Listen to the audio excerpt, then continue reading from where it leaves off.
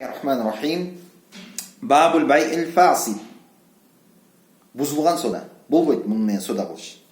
Ида кана ахадул ивадайн ау килахума мухарраман.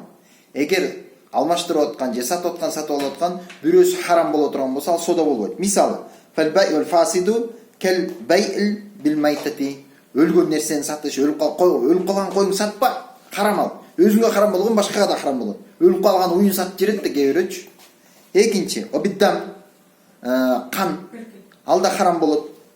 Үчүнчү, бил хамри арак харам, вино харам, спиртнойдун баары харам. Ошондой эле наша болсун, героин болсун, ошонун баары харам да. Ошо менен сода кылгандагы ага жардам бергенде, аны чыгарганда бардыгы бирдей күнөө болот. Алланын астында жооп берет. Харам бардыгы.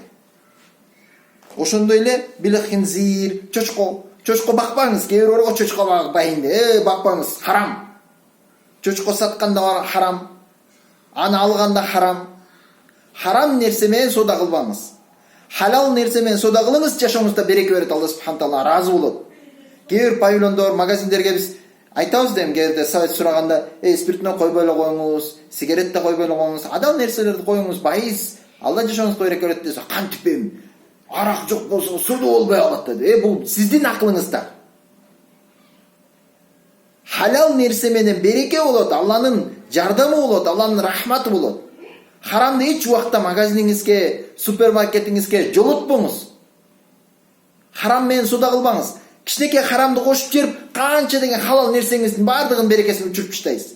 Ошон үчүн харамдан Алла бизди сактасын.